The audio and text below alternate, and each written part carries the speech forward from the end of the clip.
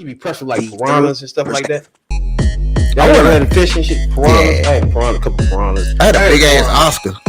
My thing is, Oscar. That's what I had. Mm-hmm. That joint's Oh, go yeah, like I this. like Oscar. Yeah, man, I was at about that Oscar big. smooth too, yeah. But I wanted a real live. I ain't want no red piranha like you can get in the store. I wanted a black piranha. Like if you got one, the police coming up there to get you.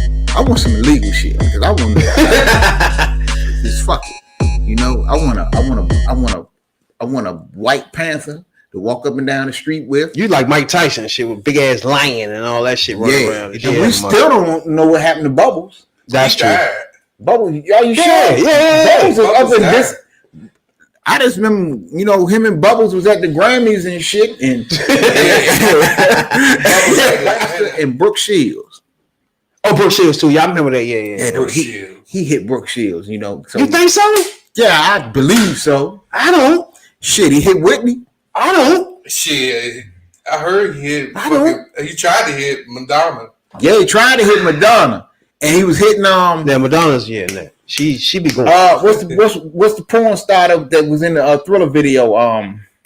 Damn, I forgot her name. It's on the tip of my tongue. Not Shaka Khan. I mean, Not Shaka. I said Shaka Shaka Khan, bro. He called Shaka Khan. I'm tripping. God damn, bro. Where I get Shaka What's Khan her from? damn I name? Ola Ray. That's her name. Ola Ray. Oh, hold on. I had a cat. This boy had a rabbit. You know my name, Rabbit, right? Yeah. You had a rabbit? Yeah. I never had a rabbit though, bro. I had a white rabbit. It had red eyes. I ain't had a You know what rabbit. I'm saying? We had a ferret. I had. That's what I want. I want a fur. A fur? Yeah. I had two cats. I had a cats? cat. I had two cats at the Bruh. same time. had When a I was bobcat. growing up, two things I had a problem with: cats and pit bulls. Right? I was growing up. My grandmother was breeding cats, so she had so many kittens, bro. Mm. It was like it was more than 100 cats all in the house, bro. God damn. She had so many kittens. Two of the coolest cats in town. One was named Kirby, and the other name was Shadow. That I was do some cool not ass like cat. cats, bro. I can't take them. They just creepy as fuck. Like that when the too. lights cut off, they still staring at shit. It's like, My hold on. cats were so chill. They Can you that, relax, bro? They get that glow in their eye when they look at you. That's what I'm talking about. That one. I'm Shit. looking like, bro, is you sleep? What we doing? I ain't even see my cats all day. I've been in the house all fucking day. I don't It's a even. vet tech. You know what I'm saying? Jason A. Garnett. You know what I'm saying? We're going to tap into him. We're going to let everybody, first of all the ladies love the puppies. You know what I'm saying? So ladies, tune in. Get your friends. And get your all you ladies. Everybody come in because we about to talk puppies. And all you, okay. And all you. Oh, hell no. Man, I can't wait to talk to him because I used to be into that stuff. Bro. I used to be catching spiders, bees, and all that shit, bro. I used to catch bees. I used to catch nightly Bro. bugs. I remember one time. Let me get him on because I like. Yes, like Remember one bugs, time man. I caught a motherfucking turtle, and then I saved a bird too. His arm was broke. I did I was that literally, too. let me bring him on the podcast. You know what I'm saying? What's up, Yeah. man? What's up, man? I appreciate the invite. It's always love. I thank y'all. For sure. Now you hear when we was talking about our pets from back in the day. You know what I'm saying, dog? Yeah, the reptiles, the exotics, the snakes, the spiders. Exactly. So as a vet tech, it's more than just puppies, right? Yeah, it's more than just puppies. I mean, there's a lot of Reptiles? fields. A lot of fields. You got a lot of different kind of vet techs out here. You got dentist specialists. You got X-ray. You got all that. It's a lot of different fields inside the veterinarian technician positions. It's not just one. Exactly. Yeah. Yeah, so you can do anything in the hospital. You got veterinary assistants, which is also different than an actual vet tech. Basically, your vet assistants, basically that's regular kennel work. You know what I mean? Basically, you're cleaning, you're pooping, clean up your stool. The dirty stuff. Mhm. The vet tech is more, as far as the anatomy part goes, the detail part, the blood drawing, the surgery assistance, all that stuff. So it's different kind of fields inside the vet tech thing. You know what I mean? But it takes a lot to get there, man. You know what I mean? You got to build that, especially if you want to be a good one. You got to build it. Most definitely. Came from here from Canada. I love animals, right? Right. What's my first step to be a vet tech? So you got to go to school. So I'm one of them people that you call a career tech. I've been doing this, man, for 16 years now. Long story, short. I got incarcerated when I was young. Made a mistake. So when I was in there, I got a job working with, the dogs, the running dogs. When I got out, I got a job as a kennel technician.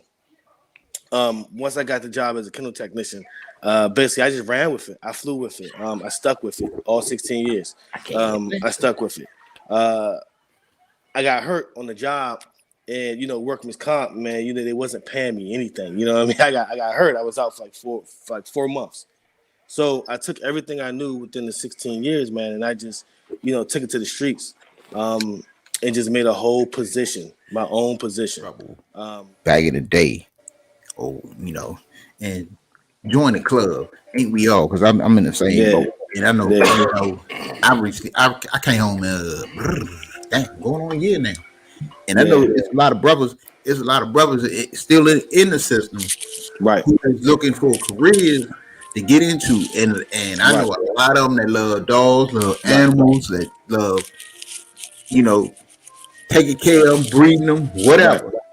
So for when people get out of jail and they want to find a job, especially if they want to look into the pet industry. Kennel attendant is really what you want to start out with. Look up them jobs, in the city areas, so you can get your feet in the door. Once you get your feet in the door, then you can start working on that vet tech part. You just can't go into the field. But me, myself, I branched out of that. I still am a vet tech in DC. I'm still current. But I do a lot of other things as well, not just the veterinarian technician part. Right now, that's part-time now. It was full-time, but now it's part-time on the bigger and better things a little bit. Now, the vet tech, do you transport animals from state to state? So that's another field that I'm in. That's more of a USDA field there. That's outside of the veterinarian technician field. Mm-hmm. Although I still do that while I'm on the road because it's quality that I want for each client. Mm-hmm. Heart rate checks, the respiratory rates, making sure that your puppy and your adult senior dogs do not fall to death on a transport ride. You know what I mean? So I definitely have to include that on every transport ride. But the transport from state to state, that's the USDA part. That's the actual job itself. Working with these rescues, working with these breeders, from Maine to Texas, you going up and down 95, and you're placing these paws. For instance, I'm supposed to be going out to, Hurricane Irene, mm-hmm. or however they say. That's supposed to be going out there and helping them. That's important to the world, for real. It'd be important to people when they don't know this is happening. Like, I know most of the people that's watching this podcast or listen to this podcast never thought of a vet tech, you know what I'm saying? But you love your puppies, you know what I'm saying? And you real concerned on who taking care of them once you take them to the vet or whatever they transfer and whatever that. Right. You really kill somebody over that, you know what I'm saying? Uh-huh. And this latte came from Latte, where you come from? Latte came from North Carolina. Scooby Doo came from North Carolina, and that's another part of the job. So how does that work? So do you go out of country? Do people call you from state to state and say, "I need this done"? How does that? Yeah, so people call me all over the world. I get stuff on WhatsApp, from Afghan. I get stuff from all over Switzerland. I get stuff from all over the place. I do cargo. Shipping, they call me from state to state. Let's say sometimes they're going on planes and we have to drive them ground. It depends. Sometimes we also can fly them as well if they're small enough. It depends. Like I said, you can't limit yourself on where you're going to get your pet from. So it's just always that thing where it's like, okay, where am I going to get my pet from? Am I going to get it from Florida? Am I going to get it from Georgia? Where is my companion? You can't just base yourself in one area when you're reaching out for your companion, and that's where I come into play. These breeders, and they show me their camp, you know what I mean, and I like to befriend my clients, you know what I mean, if that makes sense. Yeah. So you know what I mean, I like to build relationships with them so that way I can do what I'm able to do. You know what I mean? So if you want a puppy, you say, hey, you know, my range is from such and such, and I try to find that puppy. I know, But you know, the transport part is also in there because we charge for transport. We don't charge for the puppy. So there's a lot of people out here reselling puppies. My services and my business, we don't do that. We don't resell a puppy. You know, we're only going to go. We're going to go to get your puppy, and you're going to pay the transport fee. We're not reselling puppies. That's not Shih Tzus, poodles, whatever you want, whatever they breed. Those breeders work extra hard, man, to take care of these. You know what I'm saying? These puppies. So it's not fair for other people to, you know what I'm saying, to overprice on another puppy. So I only charge for the transport fee. You know what I'm saying? The shelters, like I said, they're overloaded. You know what I'm saying? They shelters move dogs from one end to another end. You see what I'm saying? Until they can find homes. Let me ask you this: like, if somebody now look for, matter of fact, I'm in the market for looking for a puppy now, and shit. But I'm looking for something perfect. You know what I'm saying? Like, not perfect, but like I grew up around pit bulls and stuff, right? And I just don't want those around right now. My son 11. Right. I don't feel like that. It's like extra work when you have a pit bull. Yeah, I just want something smaller, where it's just small, you know what I'm saying? As long as they ain't barking a lot. So a lot of best dogs I ever owned fell short to cancer about 1.5 years ago. You know what I mean? She was a chocolate lab, you know, and she was a bully pit, whatever. But she was one of the best dogs I ever had, man. But then also I had a pit years back. I had a pit, and unfortunately it bit my little girl. You know what I mean? Like mauled her head up bad. You know, and it was a great dog, you know, at first, you know, but I learned coming into it that these pits and stuff like that, man, they need, you know, more space. They need yard space. They need that time. You have, like, that's what I was going to say, because they got to put in that extra work. You got to put in that extra work with a pit because they big. They got the big brains around, you know, pits. I had somebody that used to raise pits back when I was growing up. We used to fight pits and stuff like that. You can't do that today and shit. Mike Vick. Yeah. Yeah, facts. Shouts out to my Uncle Mac. He about to get out October the 5th. Shouts out to my man. He been in there since the 80s. My nigga about to drink to that one. Exactly. But he used to fight pits and shit. We used to fight pits and raise pits. And something I noticed about pits is something about them. They can switch at any time. It's like, in a moment's notice, something about them. They switch it. You know what I'm saying? Sometimes you can get away from what the switch happens, and sometimes it's not. You can't stop the switch. Pits and I noticed something about them. They switch. Pits are bipolar. That's true. And by them playing and shit, his tooth hit his lip. Yeah. Now he didn't actually bite him, but I got rid of him anyway because he hit his lip on his tooth hit his lip. Correct. But go ahead. I mean, no. I'm just saying, but you know, like. Those are strong breeds. So when you have a child, you know what I mean, and don't get me wrong, like I said, there's nothing wrong with having a large, aggressive dog with a child, but there's always that feeling in the back where you have to just always watch and be careful because anything can happen. After 6 months, this puppy is now like 50 pounds. You know what I mean? Yeah. And now this puppy is ended up in the shelter. Now this another thing. By caging them up, I mean they get real aggressive by doing that. You know, that's correct. 95 interstate. So that's I-95. That's my logo there. That's the transport. Transport is USDA. That's what I do full time. Vet tech is what I do part time. You can catch me out at Capitol Hill Animal Clinic. Dr. Murphy is a great doctor. I've been working with him. You know, he's really great. We don't have no problems in there with him. He helps me. Actually with anything I actually not need necessarily, but need to know as far as the anatomy of these dogs. He's been there. He's been great and a really good support system for me. They're doing your job, but they don't care about the puppies. They don't care about animals like that. Oh yeah, it's a money thing. It's a money thing. That's what we're saying. It's a money thing. There are people that are slamming, 16 puppies, and adult dogs inside of a cargo van. There's a lot of bad transporters out here, you know what I mean, that does not have that experience. They just like, okay, well, I'll cram these dogs up here and then, we're just going to go and drive and they'll be okay. And then 10 hours later when they check on the dog, the dog is dead because they're not checking on the dog. It's that type of stuff. Yeah. We mad that a breeder and breed because they don't look into the people they're selling the dogs to. Right. Rescues are the ones that step in and take out those dogs that some people decide at some point they don't want. Man, I'm gonna ask you about that. When people get to the point where they don't want a dog for whatever reason, Right. is that's when you step in to find a home for them? I can. Now you can reach out to me and I can try to find a home. Because I do have those resources I actually do, like I have a lady named is Barbie Farrow.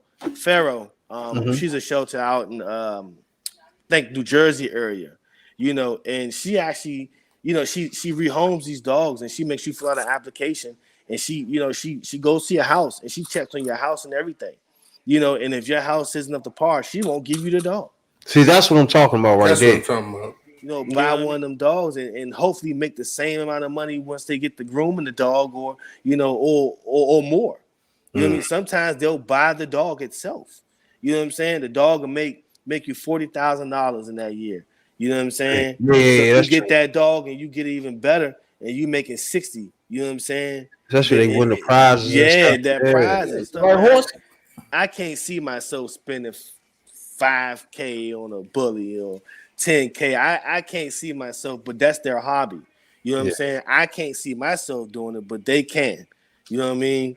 That's their hobby. And good luck, you know what I'm saying, on y'all hobby. Yeah, That's fine. exactly. And if when y'all need transport, y'all know where to find me. And when y'all need vaccines for y'all puppies, y'all know where to find me. Exactly. But as far as finding you a quality pit bull and a bully, that's kind of out of my range. Can you breed any dog with any dog? You can, but again, you gotta watch how you word stuff. You know what I'm saying? You get a lot of comments. Yeah, but like I said, it depends.